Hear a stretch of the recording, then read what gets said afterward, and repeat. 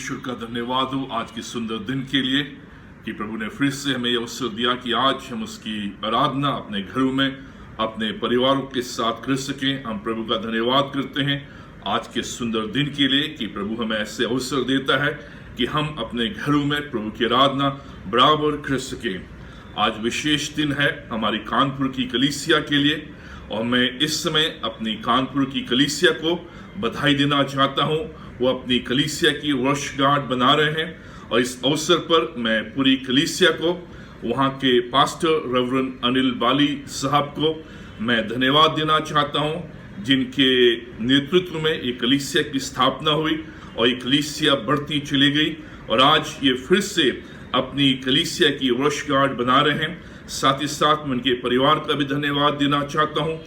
उपासना का, अर्पण का और अर्पिता, ये पूरा परिवार प्रभु की सेवा में लगा रहा। आज कैलवरी बाइबल चर्च की ओर से मैं पूरी कलीसिया को, वहां के जो अगुए हैं, एल्डर्स हैं, डीकन्स हैं, कलीसिया के प्रत्येक परिवार को प्रभु यीशु मसीह के नाम में बधाई देना चाहता हूं। वही प्रार्थना करता हूं कि आप लोग इसी प्रकार से प्रभु की सेवा में, प्रभु के कार्य में बढ़ते चले जाएं और प्रभु की असीम आशीषों को बराबर अपने जीवनों में प्राप्त कर सकें। कानपुर की कलीसिया हमारी क्रॉस मिनिस्ट्रीज का एक हिस्सा है और इसलिए हम एक साथ मिलकर प्रभु की सेवा भिन्न भिन्न क्षेत्रों में कर रहे हैं और जो क्रॉस मिनिस्ट्रीज है उसके अंतर्गत सैकड़ों कलीसियाएं भिन्न भिन्न राज्यों में स्थापित की गई हैं। हम प्रभु का धन्यवाद करते हैं। इसलिए जो आज का संदेश रहेगा वो इसी बात पर आधारित रहेगा कि हम कैसे प्रभु के कार्य में आगे बढ़ सकें। हालांकि हम इन दिनों दानियल की पुस्तक का अध्ययन कर रहे हैं, लेकिन आज हम एक विशेष संदेश को सुनेंगे और फिर से अगले रविवार से दानियल की पुस्तक का अध्ययन आरंभ करेंगे। आज के मनन के लिए मेरे साथ निकालें निर्गमन की पुस्तक, उसका दूसरा अध्याय 23 पद से 25 पद तक। Exodus chapter 2 versus 23 to 25। हालांकि हम इस खंड को देखेंगे, लेकिन निर्गमन का जो पहला अध्याय है उसको भी हम देखेंगे, जिससे कि जो आज का संदेश है उसको हम समझ सकें और उसके द्वारा हम परमेश्वर से आशीष को प्राप्त कर सकें। अब ये जो खंड जो मैंने आपके सामने रखा है, ये परमेश्वर के महान कार्यों को बताता है कि कैसे जब हम अपने जीवनों में निराश हो जाते हैं, अपने कार्यों में निराश हो जाते हैं और हम सोचते हैं कि परमेश्वर हमें भूल गया है, परमेश्वर ने हमें छोड़ दिया है और परमेश्वर हमारे कार्यों को स्मरण नहीं करता है, हमारे जीवनों को स्मरण नहीं करता है और जो भले भले कार्य हमने किए हैं उनको स्मरण नहीं करता है, तो हमारे अंदर व्याकुलता और पीड़ा आती है। लेकिन ये खंड बताता है कि परमेश्वर स्मरण करता है। God remembers. परमेश्वर याद करता है। परमेश्वर अपने लोगों को भूलता नहीं है। परमेश्वर अपने लोगों के कार्यों को भूलता नहीं है। परमेश्वर अपने लोगों की सेवाओं को भूलता नहीं है। परमेश्वर अपने लोगों की प्रार्थनाओं को भूलता नहीं है। परमेश्वर अपने लोगों के परिश्रम को भूलता नहीं है। परमेश्वर अपने लोगों के मनोरथों को भूलता नहीं है। और आज हम इस बात को देखेंगे कि कैसे उस पीड़ा में, उस दुखदायी स्थिति में जब ये इस्राएल लोग परमेश्वर की ओर कराते हैं, परमेश्वर की ओर अपनी आंखों को उठाते हैं, अपने विचारों को उस पर केंद्रित करते हैं, परमेश्वर उनसे कहता है, मैं तुम्हें स्मरण करता हूं, मैं तुम्हें याद करता हूं, मैं तुम्हारी पीड़ाओं को भूला नहीं हूं और फिर से मैं आकर तुम्हें उस देश से निकालूंगा जिससे कि तुम कनान देश में प्रवेश कर सको। परमेश्वर स्मरण करता है। God remembers.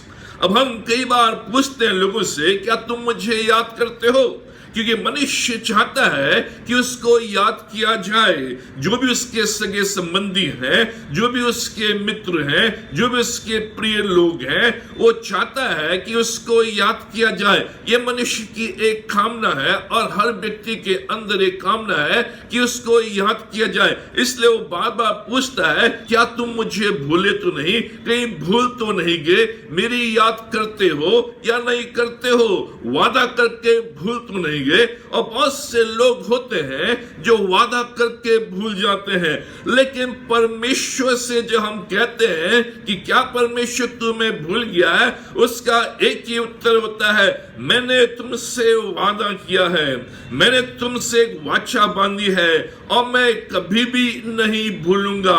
मनुष्य भूल सकता है, आपके सगे संबंधी भूल सकते हैं, जिन्होंने आपके साथ प्रतिज्ञा की है वो भूल सकते हैं, लेकिन परमेश्वर कभी नहीं भूलता। वो कहता है मैं तुम्हें याद करता हूं।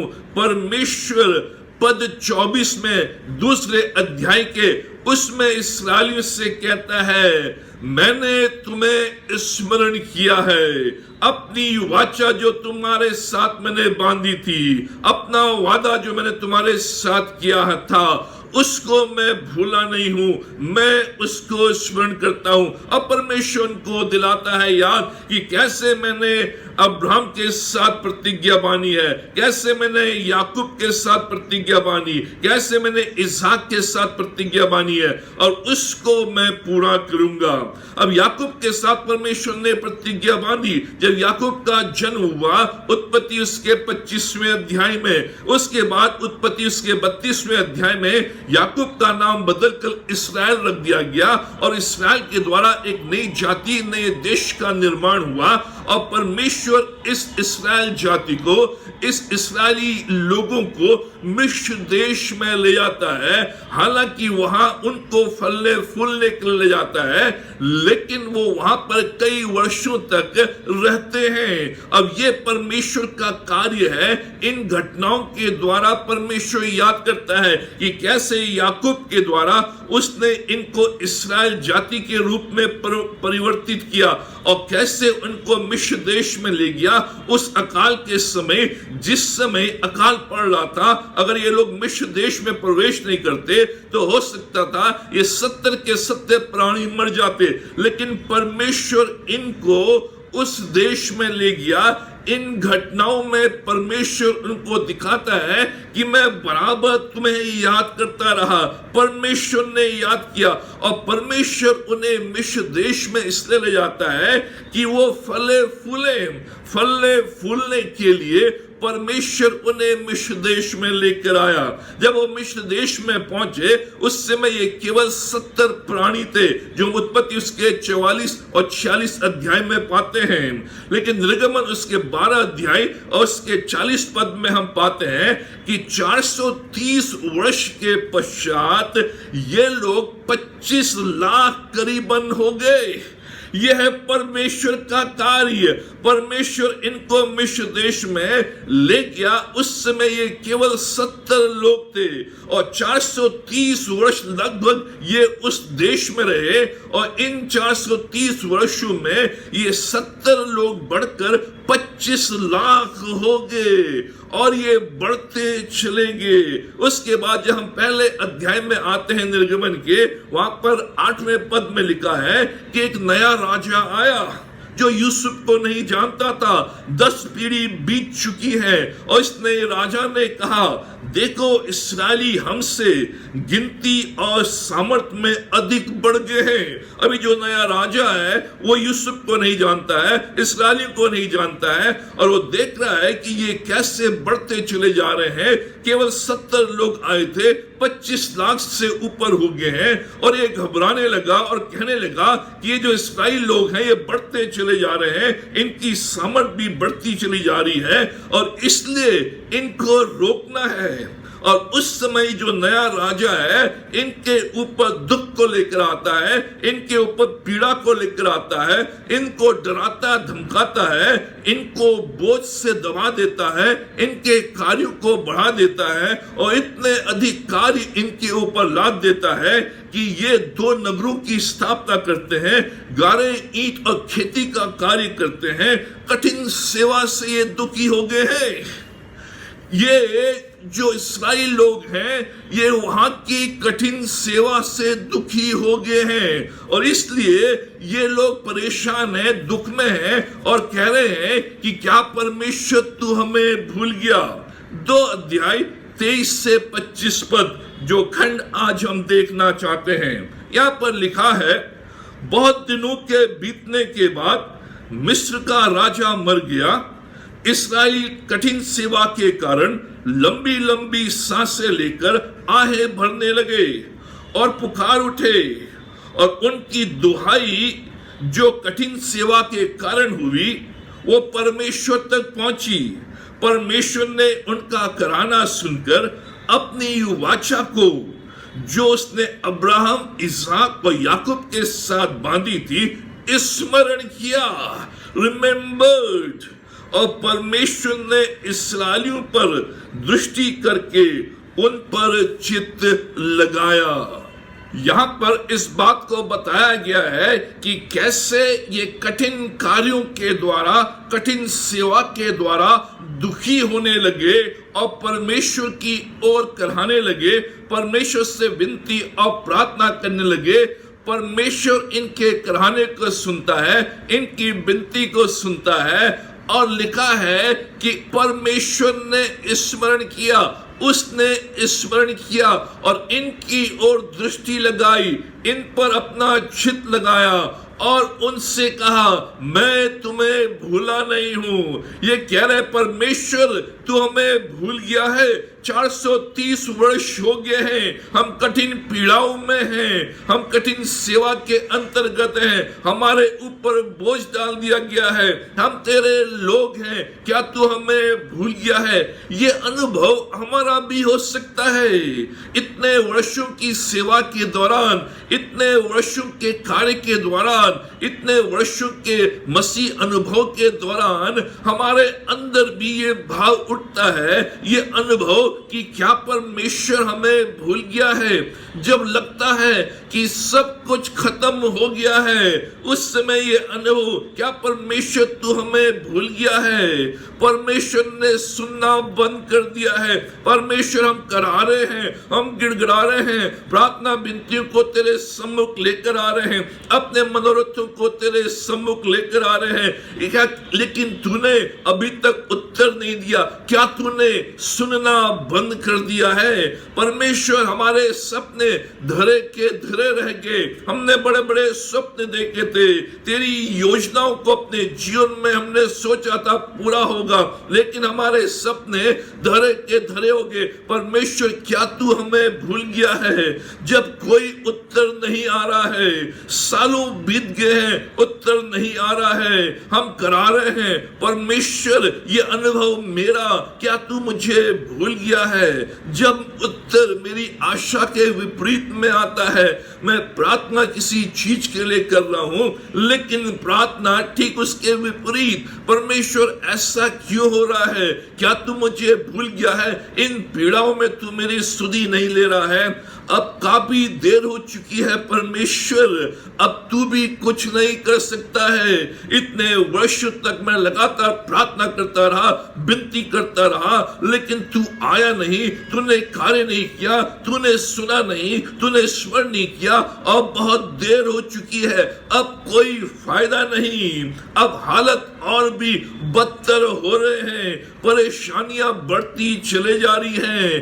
परमेश्वर क्यों कठिनाइयों का सामना मैं कर रहा हूं, जबकि मैं तेरे कहे अनुसार कार्य कर रहा हूं, तेरे कहे अनुसार जीवन व्यतीत कर रहा हूं, तेरे कहे अनुसार सेवा को कर रहा हूं, फिर भी क्यों मैं इतने वर्षों से कठिनाइयों का अनुभव कर रहा हूं? यही मूसा परमेश्वर से कहना है। मूसा की यही शिकायत परमेश्वर से है, जैसा तूने कहा था मैंने वैसा ही किया, लेकिन क्यों इनकी पीड़ाएं बढ़ रही हैं? परमेश्वर क्या तू हमें भूल गया है? ये कराहना हमारे जीवन से, ये विनती हमारे जीवन से, ये पीड़ा हमारे जीवन से, जिस प्रकार से इस्राएल लोग परमेश्वर से कह रहे हैं क्या तू हमें भूल गया है, उसी प्रकार से हमारे जीवन से ये कराहना निकलता है, हमारे जीवन से विनती और ये दर्द निकलता है कि परमेश्वर ऐसा क्यों हो रहा है।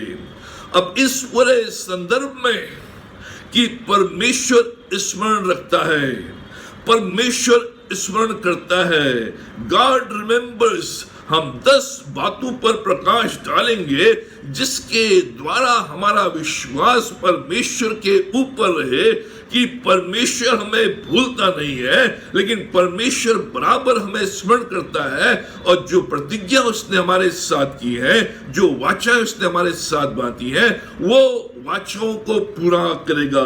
10 बातों के ऊपर हम प्रकाश डालेंगे। पहली बात, हमें अपना पूरा भरोसा लोगों और परिस्थितियों पर नहीं रखना चाहिए, क्योंकि ये दोनों कब बदल जाएं मालूम नहीं। अब 10 और 11 पद में हम देखते हैं कि परिस्थितियां बदल गई हैं, लोग बदल गए हैं। हमारा भरोसा कभी भी लोगों के ऊपर ना हो, हमारा भरोसा कभी भी परिस्थितियों के ऊपर ना हो।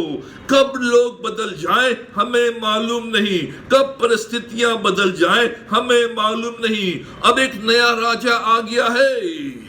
अब वो नया राजा इन लोगों को जानता नहीं है, यूसुफ को जानता नहीं है, इसलिए वो लोगों से कहता है, अपने लोगों से, कि इन इस्राएलियों के ऊपर दबाव डालो, इनको कठिन कार्य दो, इनसे कठिन सेवा लो।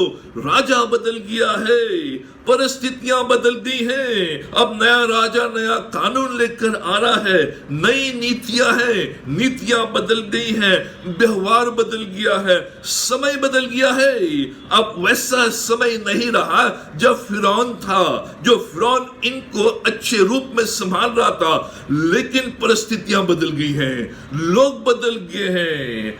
आज परिस्थिति अच्छी है, कल बदल जाए हमें मालूम नहीं है। वातावरण कब बदल जाए हमें मालूम नहीं। आज लोग अच्छे हैं, आपके साथ आपकी वाहवाही कर रहे हैं और आप उन पर भरोसा रखते हैं, लेकिन कल वो बदल जाए आपको मालूम नहीं। आज आपका नया बॉस है जो नए रूप से कार्य करना चाहता है, आज नई सरकार है जो नए रूप से कार्य करना चाहती है। हम ये नहीं जानते हैं कि कब लोग बदल जाएं, कब परिस्थितियां बदल जाएं, इसलिए परमेश्वर का वचन हमें बताना चाहता है कि हम कभी भी लोगों के ऊपर और परिस्थितियों के ऊपर भरोसा न रखें। मार्च 20 से पहले परिस्थितियां अच्छी थी, लोग अच्छे थे, कमाई अच्छी थी, वातावरण अच्छा था, लेकिन अचानक 20 मार्च के बाद कोरोना वायरस का प्रवेश होता है, सब कुछ बदल जाता है, लोग बदल जाते हैं, परिस्थितियां बदल जाती हैं और जो वातावरण है वो बदल जाता है। आज इस कठिन वातावरण से होकर हम जा रहे हैं, परिस्थितियां बदल गई हैं।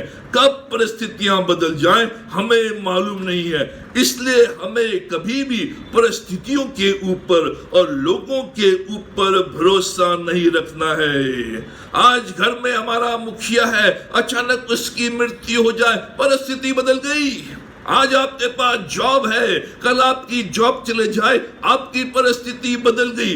कब लोग बदल जाएंगे, कब परिस्थितियां बदल जाएंगी मालूम नहीं, इसलिए लोगों के ऊपर और परिस्थितियों के ऊपर कभी भी भरोसा ना करें। दूसरी बात जिस पर हमें ध्यान देना है, फिरौन की योजना कि परमेश्वर के लोगों को बढ़ाने से रोके। परमेश्वर की योजना फूलो फलो। अब ध्यान से सुने, फिरौन की ये योजना है कि जो परमेश्वर के लोग हैं उनको बढ़ने से रोके, लेकिन जो परमेश्वर की योजना है अपने लोगों के लिए, वो फूले और फले, मल्टीप्लाई हो।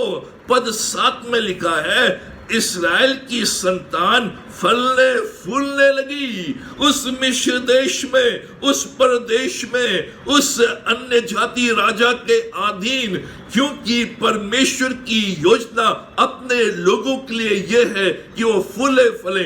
लेकिन जो फिरौन है, जो शैतान है, जो शैतानी कार्य है, वो हमेशा परमेश्वर के लोगों को बढ़ने से रोकते हैं, उनको दबाने की कोशिश करते हैं, उनको पीछे धकेलने की कोशिश करते करते हैं। जब फिरौन ने, जो नया राजा आया, उसने देखा कि इस्राएली लोग बढ़ रहे हैं, फल रहे हैं, फूल रहे हैं, उसने तुरंत उनको रोकने की कोशिश की ताकि वो बढ़े नहीं, ताकि वो फले नहीं, ताकि वो फूले नहीं। परमेश्वर की योजना फलने और फूलने की है। उत्पत्ति 1 अध्याय उसके 28वें पद में परमेश्वर ने प्रतिज्ञा की थी, फूलो फूलो और पृथ्वी पर भर जाओ। उत्पत्ति 9 अध्याय उसके 1 पद में जब नूह और जल प्रलय आया, उसके बाद परमेश्वर ये प्रतिज्ञा देता है, फूलो फलो और बढ़ो और पृथ्वी पर भर जाओ, फूलो फलो और बढ़ो और पृथ्वी के ऊपर भर जाओ।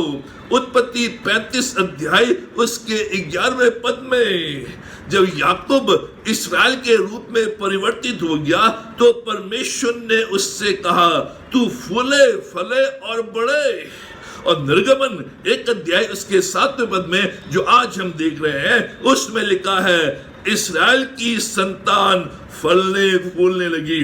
जो परमेश्वर ने पहले प्रतिज्ञा की थी कि तुम फूलो फलो, अब वो प्रतिज्ञा पूरी हो रही है। ये फलने और फूलने लगे।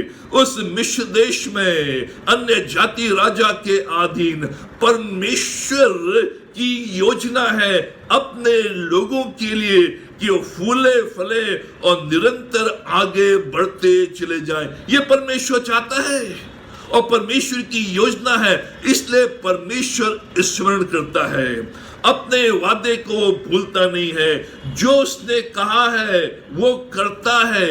आदि में जो भी उसने कहा था अपने लोगों के संबंध में फलने फूलने और बढ़ने के लिए, परमेश्वर वो कर रहा है। और आज भी आपके लिए, मेरे लिए यही परमेश्वर की योजना है। अगर शैतान रुकावट भी लेकर आता है, तब भी परमेश्वर भूलता नहीं है। तब भी परमेश्वर अपनी योजना को जो उसने आपके जीवन के लिए बनाई है, आपकी कलीसिया के लिए बनाई है, आपके परिवार के लिए बनाई है, आपके बच्चों के लिए बनाई है, आपके कार्य के लिए बनाई है, आपके व्यवसाय के लिए बनाई है, फलने फूलने के लिए, और वो करेगा। फलने फूलने का वादा परमेश्वर आज भी करता है और उसको वो पूरा करेगा। तीसरी सच्चाई जो हम इस खंड से पाते हैं, परमेश्वर अपने लोगों को पीड़ा में फलवंत करता है। जबरदस्त सच्चाई कि परमेश्वर कैसे अपने लोगों को पीड़ाओं के दौरान फलवंत करता है, कठिनाइयों के दौरान संपन्न करता है और परेशानियों के दौरान सफल करता है। परमेश्वर की ये योजना है। पद 12 में परमेश्वर का वचन कहता है, ज्यों ज्यों वे उनको दुख देते गए, त्यों त्यों वे बढ़ने और फैलने लगे। जबरदस्त! जैसे जैसे मिस्री लोग इस्राएलियों को, परमेश्वर के लोगों को दुख देते गए, दबाते गए, कठिन परिश्रम कराते गए, इस भावना से कि इनको रोकेंगे, ये बढ़ेंगे नहीं, ये फूलेंगे नहीं, ये फलेंगे नहीं, लेकिन परमेश्वर का वचन कहता है, त्यों त्यों वे बढ़ने और फैलने लगे। वो फैलते चल गए। इस्राएलियों से वे अत्यंत डर गए, भयभीत हो गए जब उन्होंने देखा कि सब कुछ हम कर रहे हैं इनके विकास को रोकने के लिए, लेकिन फिर भी ये बढ़ रहे हैं, फल रहे, फूल रहे हैं। तो राजा और वहां के लोग अत्यंत डर गए। यह प्रभु का कार्य। पीड़ा और फलवंत दोनों आपस में विरोधी हैं, लेकिन परमेश्वर पीड़ाओं के दौरान अपने लोगों को फलवंत करता है। जब जब पीड़ाएं हमारे जीवन में आती हैं, जब जब कष्ट हमारे जीवन में आते हैं, जब जब परेशानी हमारे जीवन में आती है, हम सोचते हैं कि हम नष्ट हो रहे हैं, हम बर्बाद हो रहे हैं, हम असफल हो रहे हैं, लेकिन परमेश्वर उस दौरान हमें फलवंत करता है, हमें आगे बढ़ाता है। इस कोरोना वायरस के दौरान, इस लॉकडाउन के दौरान परमेश्वर ने अपने लोगों को और भी अधिक सफल किया। परमेश्वर ने अपने लोगों को और भी अधिक आशीषित किया। परमेश्वर ने अपने लोगों को और भी अधिक संपन्न किया। यह परमेश्वर का कार्य है। पीड़ाएं हमें दबाती नहीं है, हमें बर्बाद नहीं करती है, लेकिन पीड़ाएं हमें संपन्न करती हैं, हमें फलवंत करती है। और ये परमेश्वर के लोगों के साथ, इस्राएलियों के साथ मिस्र देश में हुआ। ज्यों-ज्यों वो पीड़ाएं सहते गए, ज्यों-ज्यों उनकी पीड़ाएं बढ़ती गई, ज्यों-ज्यों वो फलने और फूलने लगे। ये परमेश्वर का कार्य है और केवल परमेश्वर ही कर सकता है।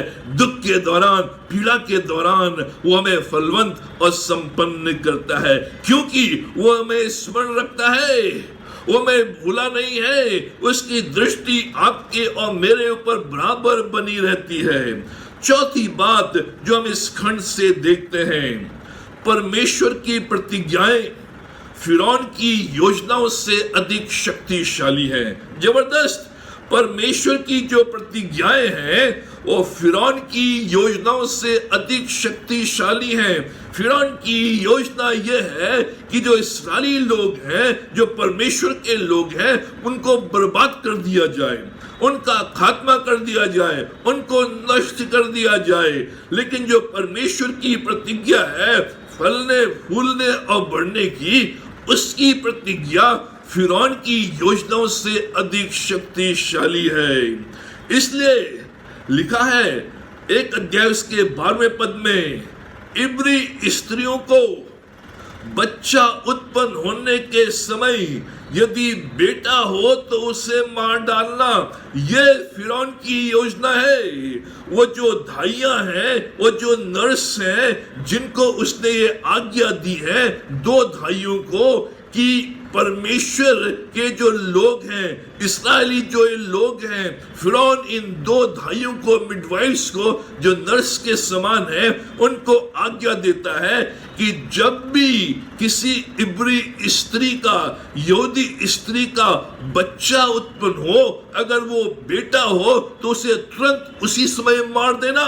ये फिरौन की योजना है, लेकिन परमेश्वर उसकी योजना को ध्वस्त करता है, क्योंकि परमेश्वर की प्रतिज्ञा फलने फूलने की। ये साधारण सी स्त्रियां थी, ये पढ़ी लिखी स्त्रियां नहीं थी।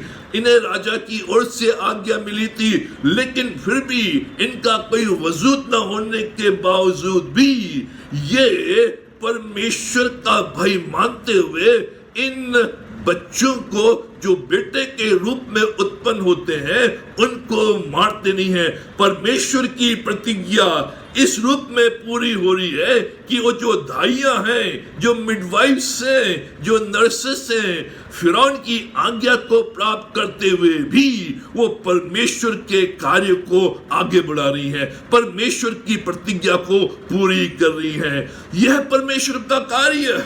परमेश्वर की प्रतिज्ञा को कोई भी दोस्त नहीं कर सकता है। परमेश्वर ने जो भी प्रतिज्ञा अपने वचन में आपके लिए और मेरे लिए दी है, जो भी वचन अपनी कलीसिया के लिए उसने दिया है, उससे कोई भी ध्वस्त नहीं कर सकता है। वो प्रतिज्ञाएं पूरी होंगी और परमेश्वर उनको पूरा करने का तरीका जानता है, किसके द्वारा पूरा किया जाए, कहां पूरा किया जाए, कैसे पूरा किया जाए। और यहाँ पर परमेश्वर 2 धाइयों के द्वारा, 2 साधारण स्त्रियों के द्वारा अपनी प्रतिज्ञा को पूरा करता है। 5वीं सच्चाई जो हम इस खंड से पाते हैं, जो परमेश्वर से डरते हैं वह उन्हें आशीष देता है और जो नहीं उनका न्याय करता है। अब ध्यान से सुने, ये जो 2 स्त्रियां हैं जिनको राजा की ओर से आज्ञा मिली है कि जब इब्री स्त्री बेटे को जन्म दे तो उसको उसी समय मार देना, नील नदी में फेंक देना। पद 17 में क्या लिखा है? ये धाइयां परमेश्वर का भय मानती थी, राजा की आज्ञा न मानकर लड़कों को जीवित छोड़ देती थी। ये जो दाइयां हैं, ये जो साधारण स्त्रियां हैं, जिनको राजा की ओर से आज्ञा मिली है और उन्हें मालूम है कि अगर वो राजा की आज्ञा को नहीं मानेंगे तो उनका कत्ल हो जाएगा, उनके जीवन को खत्म कर दिया जाएगा, लेकिन वो परमेश्वर का भय मानती थी और इसलिए उनने राजा की आज्ञा का न मानकर उनने उन बेटों को जीवित छोड़ दिया। परमेश्वर से भय रखती थी और परमेश्वर के डर और भय में रहते हुए उनने उस राजा की आज्ञा का उल्लंघन किया और परमेश्वर की योजनाओं को आगे बढ़ाया और परमेश्वर ने उन्हें आशीष दी। जो परमेश्वर से डरते हैं वो उन्हें आशीष देता। क्या परमेश्वर ने उनके लिए किया? 1 अध्याय 20 पद में उनके साथ भलाई की। परमेश्वर ने इन दो भाइयों के साथ भलाई की, अपनी भलाई को इनके जीवन के ऊपर बनाया।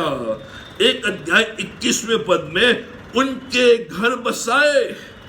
परमेश्वर ने इस प्रकार से इनकी भलाई की कि इनके घर बसाए। जो घरों को बचाते हैं परमेश्वर उनके घरों को बसाता है।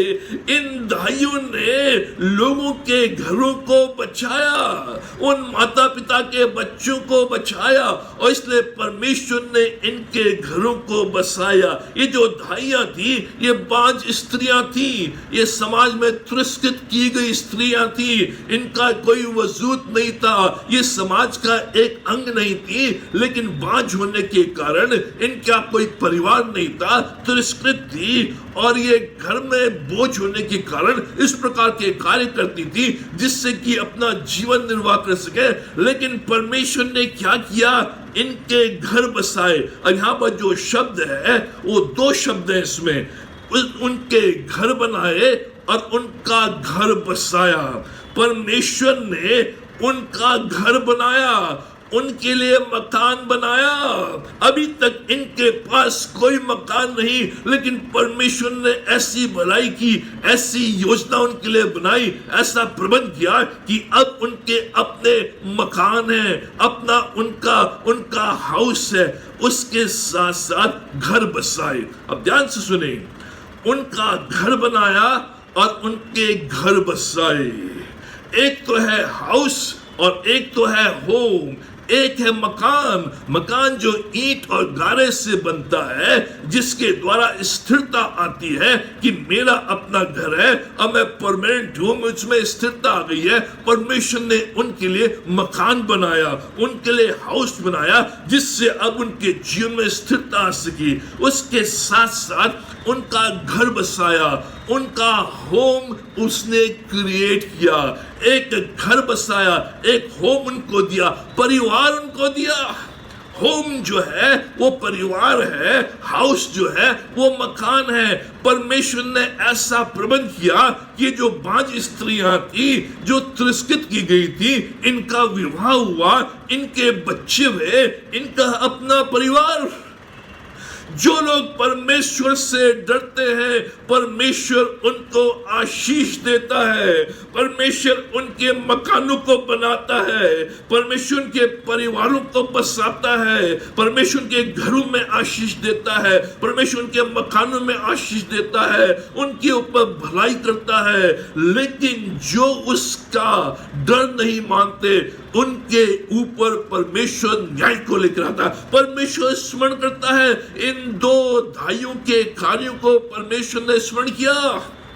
परमेश्वर भूला नहीं, परमेश्वर भूलता नहीं है। जो भी छोटा कार्य मैं परमेश्वर के लिए और परमेश्वर के द्वारा कर रहा हूं, परमेश्वर उसको भूलता नहीं है। अपनी भलाई को हमारे जीवन में वो प्रकट करता है। इसलिए परमेश्वर से डरते हुए, उसके भय में रहते हुए आगे बढ़े, वो अपनी आशीष हमारे जीवन में देगा। छठी बात जो हम इस खंड से पाते हैं वो ये है, परमेश्वर के लोगों पर उसकी आशीष पीढ़ी दर पीढ़ी बनी रहती है। जनरेशन टू जनरेशन परमेश्वर की जो आशीष है उसके लोगों पर केवल एक पीढ़ी तक नहीं रहती है, लेकिन पीढ़ी से पीढ़ी तक बनी रहती है, पीढ़ी दर पीढ़ी बनी रहती है। और ये परमेश्वर यहाँ पर इस्राएलियों के जीवन में कर रहा है। 10 पीढ़ियां समाप्त हो चुकी हैं और परमेश्वर ने इन 10 पीढ़ियों में हर पीढ़ी को आशीष दी है, हर पीढ़ी को उसने स्मरण किया है।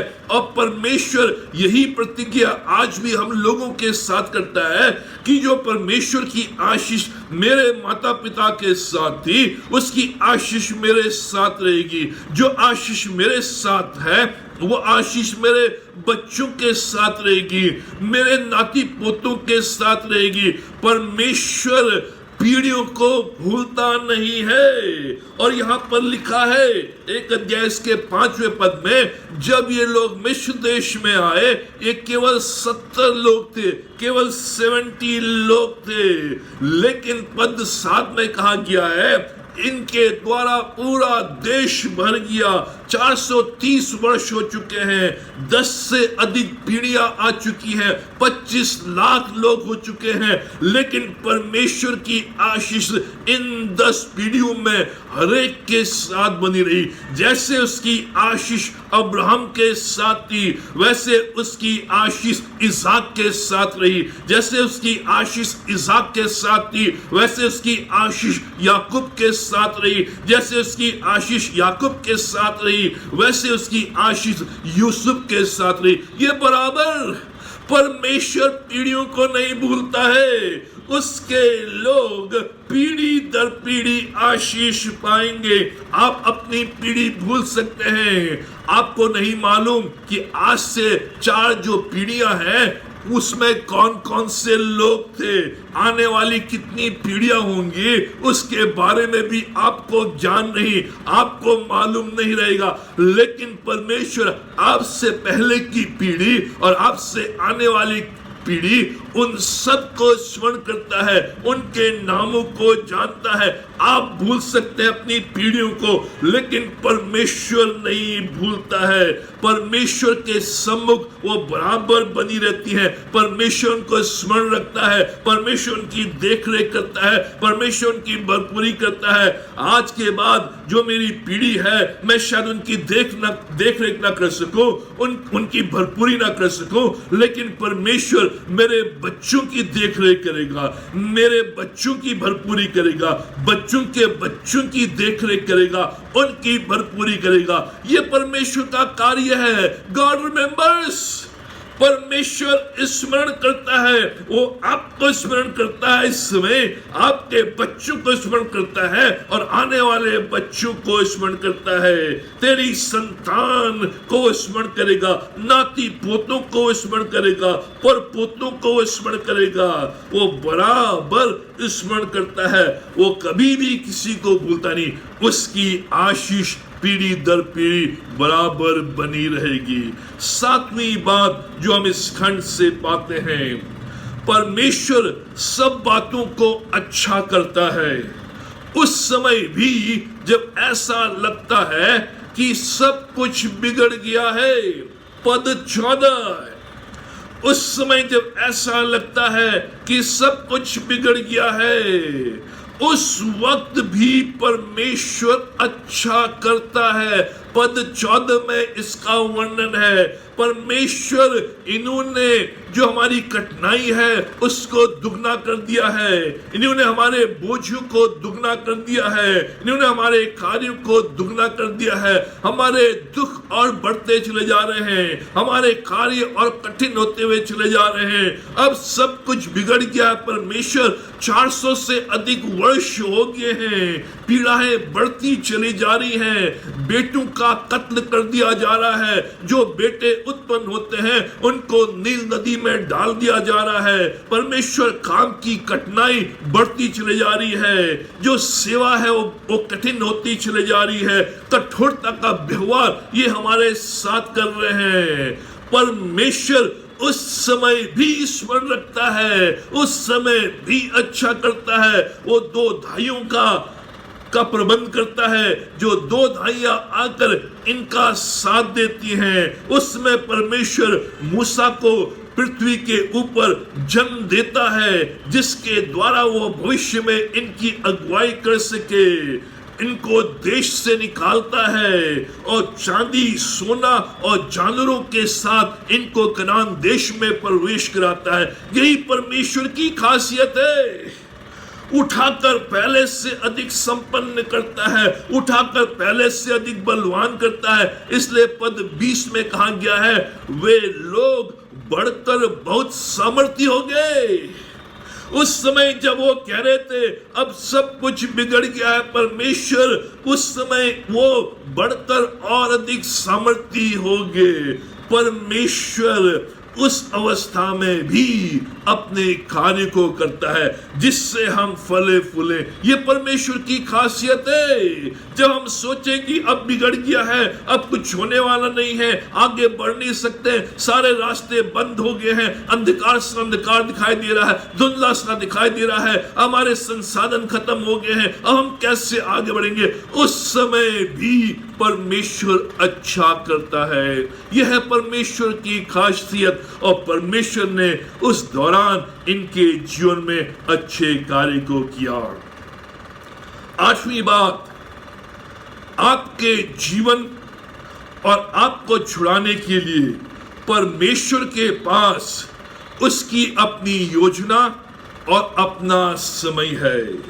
जो हम 2 अध्याय इसके 2 पद में पाते हैं, परमेश्वर को आपको छुड़ाने के लिए, चाहे वो पाप से हो, चाहे वो दरिद्रता से हो, चाहे वो बीमारी से हो, चाहे वो कठिनाई से हो, चाहे वो समस्या से हो, चाहे वो बोझ से हो, चाहे वो कर्ज से हो, किसी प्रकार का भी बोझ क्यों ना हो, उससे छुड़ाने के लिए परमेश्वर के पास अपनी योजना है, उसकी अपनी योजना है और उसका अपना समय है।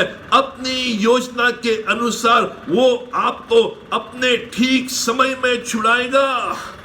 परमेश्वर की गति और हमारी गति में भिन्नता है। परमेश्वर की योजनाओं में और हमारी योजनाओं में भिन्नता है। परमेश्वर हमारी योजनाओं के अनुसार कार्य नहीं करता है। परमेश्वर की अपनी योजना है और उस योजना को वो अपने तरीके से काम में लाता है, जिससे कि जब छुटकारा हो तो आनंद के साथ हो, भरपूरी के साथ हो।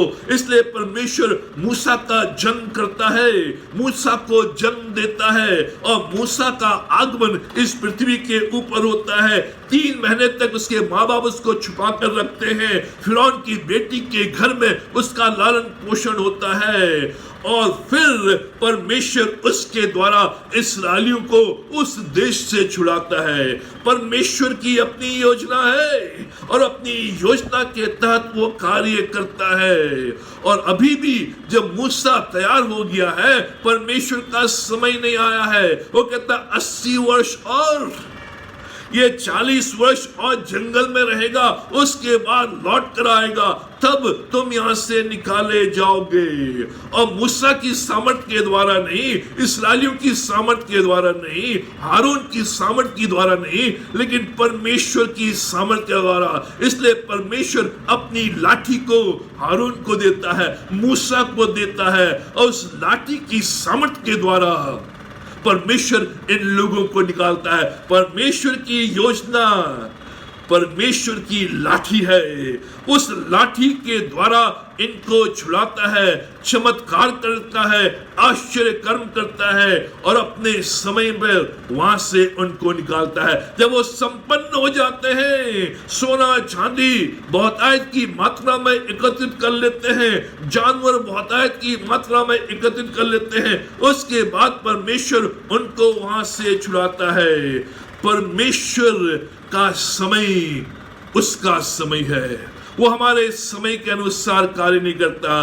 3 दिन का जो रास्ता था उसको उसने 40 वर्षों में पूरा किया। यह परमेश्वर का समय, अपने समय के अनुसार, अपनी योजना के अनुसार वो कार्य करता है। और परमेश्वर का समय, परमेश्वर की योजना उत्तम है। 9वीं बात जो हम इस खंड से सीखते हैं, परमेश्वर कभी देरी नहीं करता। उस समय भी जब हमें लगता है कि देरी हो गई है, उसके पहुंचने पर। परमेश्वर कभी भी देरी नहीं करता है। उस समय भी जब हम सोचते हैं कि परमेश्वर ने पहुंचने पर देरी कर दी है, परमेश्वर ठीक समय पर पहुंचा नहीं है, परमेश्वर उस समय पहुंचता है जब सब कुछ खत्म हो गया है, परमेश्वर उस समय उत्तर देता है जब सब कुछ खत्म हो गया है, परमेश्वर उस समय कार्य करता है जब सब कुछ खत्म हो गया है। हम सोचते हैं कि परमेश्वर देरी करता है, परमेश्वर कभी भी देरी नहीं करता है, और हमें ऐसा लगे कि परमेश्वर ने देरी कर दी है, पहुंचने में देरी कर दी है, कार्य करने में देरी कर दी है, तो ये सही विचार नहीं है। परमेश्वर कभी भी पहुंचने में देरी नहीं करता है। हम लोग सोच रहे हैं, इस्राएली लोग सोच रहे हैं 430 वर्ष हो गए हैं परमेश्वर। 12 अध्याय के 40वें पद में परमेश्वर 430 साल हो गए हैं, 10 पीढ़ियां निकल गई हैं, अब तूने पहुंचने में देर कर दी है। जो मूसा हमारा एकमात्र उद्धार करता था वो भी यहाँ से भाग कर चला गया है और मालूम नहीं वो कहाँ है। अब सब कुछ खत्म हो गया है, अब कुछ नहीं हो सकता है। परमेश्वर तूने पहुंचने में देरी कर दी है। मरियम और मार्ता यही कहते हैं यूहन्ना उसके 11वें अध्याय में, परमेश्वर लाजर तो अब मर चुका है, 4 दिन से वो कब्र में है, सड़ाहट आ रही है, दुर्गंध आ रही है, अब कुछ नहीं हो सकता है। परमेश्वर कह रहा है नहीं, देरी नहीं हुई है, मैं समय से पहले आया हूं। हम सोचते हैं कि परमेश्वर समय खत्म होने के बाद आया है, लेकिन परमेश्वर समय से पहले आता है और उस समय वो कार्य करता है जो हमारे जीवनों को बदल देता है, हमारे परिवारों को बदल देता है, हमारी कलीसियाओं को बदल देता है। और 430 वर्ष के पश्चात जब ये लोग वहां से निकलते हैं तो परमेश्वर के बड़े कार्य को देखते हैं। प्रिय मित्रों, परमेश्वर का समय उत्तम है, वो उत्तम समय में आता है और जब भी वो आता है वो समय से pहले आता है। हम सोचें कि ये देरी है, लेकिन वो देरी नहीं है, वो समय से पहले आता है क्योंकि वो उत्तम कार्य करना चाहता है। 10वीं और अंतिम बात, परमेश्वर अभी भी हमारी ओर है। 2 अध्याय उसके 25वें पद में, परमेश्वर अभी भी हमारी ओर है। इस्राएलियों, परमेश्वर तुम्हें स्मरण करता है, परमेश्वर तुम्हें भूला नहीं है। तुम सोच रहे हो कि अब परमेश्वर तुम्हारी ओर नहीं है क्योंकि 430 वर्ष हो गए हैं और फिरौन का राज्यकाल है और वही सब शासन कर रहा है, परमेश्वर आपकी ओर नहीं है, परमेश्वर भूल गया है। लेकिन परमेश्वर कहता है मैं तुम्हें स्मरण करता हूं, I remember you, God remembers, क्योंकि मैं हमेशा तुम्हारे साथ हूं, हमेशा तुम्हारी ओर हूं। सब कुछ उसके नियंत्रण में है, कोई भी चीज उसके नियंत्रण के बाहर नहीं है, उसके कंट्रोल के बाहर नहीं है। वो हमेशा अपने लोगों की ओर है, हमेशा अपने लोगों के साथ है और परिस्थिति को और समय को हमेशा नियंत्रित करता है। 2 अध्याय के 25वें पद में लिखा है, परमेश्वर ने इस्राएलियों पर दृष्टि करके उन पर चित्त लगाया। परमेश्वर ने इन 430 वर्षों के पश्चात उनके ऊपर दृष्टि की, उन पर चित्त लगाया। कंसर्न अबाउट देम, मेरा चित्त तुम पर लगा हुआ है, मेरी दृष्टि तुम पर लगी हुई है। तुम सोच रहे हो कि मैं तुम्हारी ओर नहीं हूं, तुम्हारे विरोध में हो, तुम सोच रहे हो कि मैं तुम्हें भूल गया हूं, लेकिन वास्तविकता तो ये है मैं हमेशा तुम्हारी ओर हूं, मैं हमेशा तुम्हें स्मरण करता हूं। इसलिए रोमियो के 8 अध्याय उसके 31वें पद में लिखा है, यदि परमेश्वर हमारी ओर है तो हमारा विरोधी कौन हो सकता है।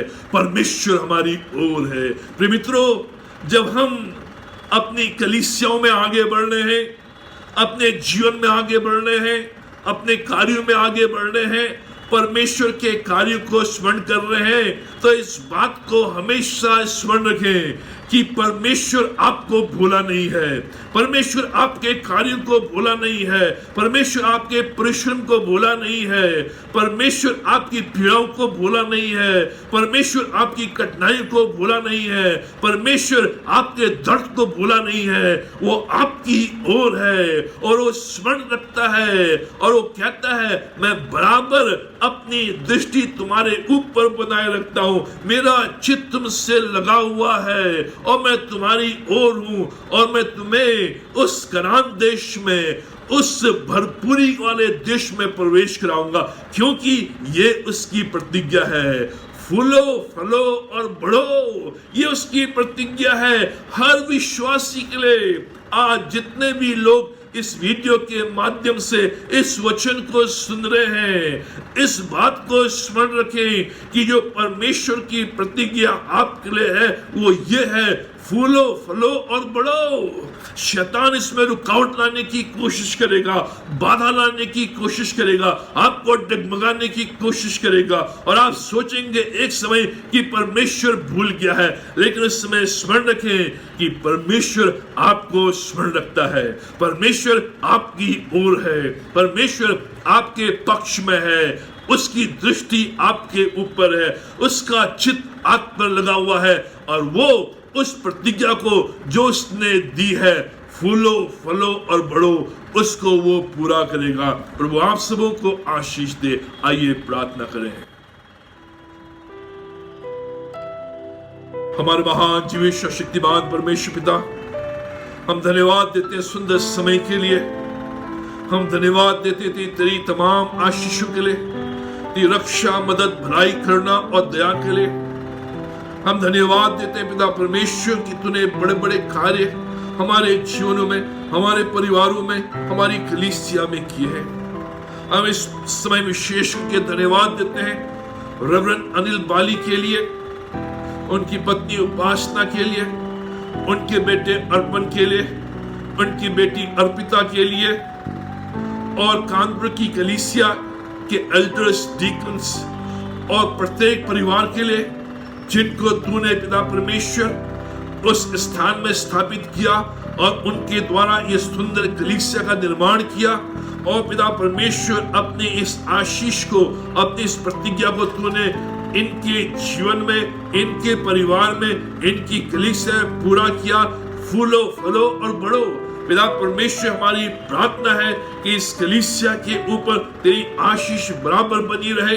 पिता परमेश्वर, ये परिवार तेरी आशीषों से भरपूर रहे। पिता परमेश्वर, तेरे दास अनिल बाली को तेरे हाथों में सौंपते हैं और प्रार्थना करते हैं अपने बुद्धि ज्ञान समझ से परिपूर्ण कर, और पिता परमेश्वर इस कलीसिया का अच्छे रूप में नेतृत्व कर सके और जिससे कलीसिया और भी आगे बढ़ सके। उनके परिवार में तेरी बड़ी आशीष रहे। हम उपासना के लिए, अर्पण के लिए, अर्पिता के लिए प्रार्थना करते हैं, इन्हें तू समान सहायता कर, आशीषित कर। कलीसिया के प्रत्येक परिवार को तेरे हाथों में सौंप देते हैं। हर परिवार में तेरी आशीष रहे। आज पिता परमेश्वर, जो जो इस वचन को सुन रहे हैं, इस बात को स्मरण करें कि परमेश्वर की जो प्रतिज्ञा है वो ये है, फूलो फलो और बढ़ो। और परमेश्वर हमें उस ओर ले जा रहा है। कठिनाइयां, परेशानियां तो आएंगी, लेकिन परमेश्वर हमारी ओर है और वो हमें स्मरण करता है और वो उसे पूरा करेगा। पिता परमेश्वर, हमारी कलीसिया में तेरी आशीष रहे, क्रॉस मिनिस्ट्रीज में तेरी आशीष रहे, क्रॉस बाइबल चर्च में तेरी आशीष रहे। हम प्रार्थना करते हैं अपनी कलीसिया के प्रत्येक परिवार के लिए, हर परिवार को तो संभाल और सहायता कर, बुद्धि ज्ञान समझ से परिपूर्ण कर, हर एक आवश्यकताओं की पूर्ति कर, दुख तकलीफ बीमारियों को दूर कर, और दे कि हमारी कलीसिया के लोग संपन्न रहे, खुशहाल रहे और आगे बढ़े। आज के दिन को हम तेरे हाथों में सौंप देते हैं और ये सब कुछ अपने उद्धारकर्ता प्रभु यीशु मसीह के नाम में कर मांगते हैं, आमीन। अब प्रभु यीशु मसीह का अनुग्रह, पिता परमेश्वर का प्रेम और पवित्र आत्मा की संगति हम सबों के साथ और विशेष करके कानपुर की कलीसिया के साथ आज और हमेशा तक बनी रहे।